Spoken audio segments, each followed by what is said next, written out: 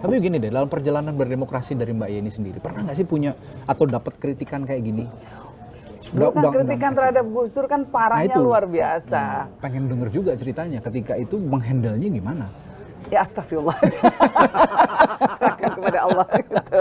Karena kan kalau Ben Sukatani mungkin ya mereka akhirnya dipegang oleh Polri, akhirnya nggak bisa ngapa-ngapain. Iya, jangan dong. Jangan. Kalau Mbak Yeni bisa mungkin kasih tips buat pemuda-pemuda paling gampang nih ya, paling gampang Gus Dur itu dulu pernah dikritik sama Mas Miing.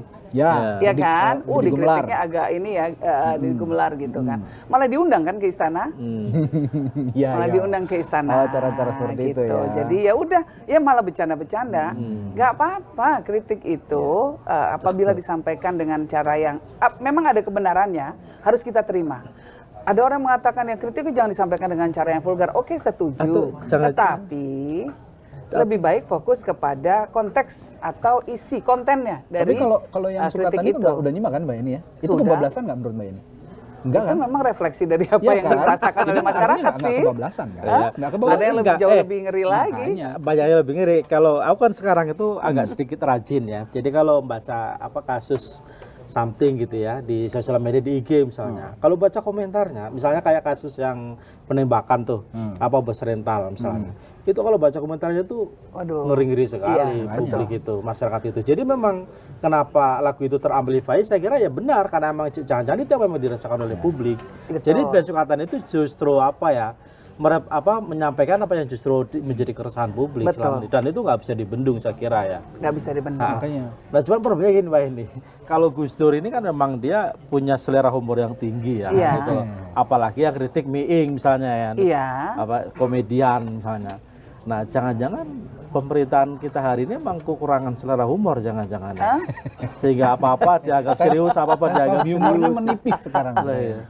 Iya jangan begitu, karena humor itu akan membuat kita tetap waras. Emang. Ya kalau kita nggak punya rasa humor, kalau kita nggak punya kemampuan untuk menertawakan diri sendiri, kita jadi stres loh, jadi depresi. Kita kemudian menapaki hidup itu dengan kemurungan, dengan suasana negatif. Kan hidup dengan suasana negatif nggak enak banget. Jangan itu bikin mahasiswa bilang Indonesia gelap itu, jangan karena itu ya. Yang penting di Kompas tetap terang ini. Ya, ngomong-ngomong Indonesia gelap, gimana Mbak Yeni melihat? Sepakat nggak? Memang banyak kemunduran-kemunduran yang terjadi. Dan sebetulnya ini sebuah ironi ya, karena kalau saya lihat, walaupun di satu sisi Presiden Prabowo sendiri, ya, kalau kita menilai berbagai pidato beliau, intensi beliau untuk kebijakan-kebijakan yang sangat pro rakyat, itu kuat sekali. Retorikanya kuat sekali.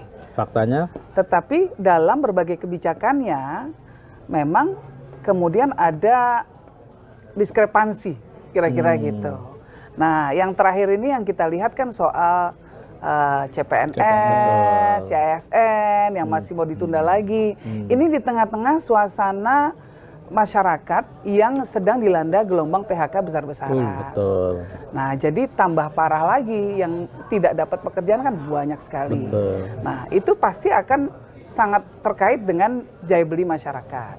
Kita sama-sama tahu bahwa ekonomi Indonesia itu beberapa penopang besarnya adalah satu belanja pemerintah, terus kemudian pemangkasan anggaran, realokasi dan pemangkasan anggaran ini juga menurut saya sih nggak tepat. Seharusnya jangan sekarang. Nambah bikin gelap. Nambah bikin remang-remang. Ya jadi Indonesia itu kan ekonominya pengungkitnya itu kan nggak besar-besar amat ya. Yang namanya hilirisasi itu cuma kecil sekali tuh sebagai pengungkit. Konsumsi masyarakat ya udah belanja pemerintah gitu. Nah ini semua kalau kemudian dipangkas, lalu apa yang akan membuat laju ekonomi bisa tetap seperti semula?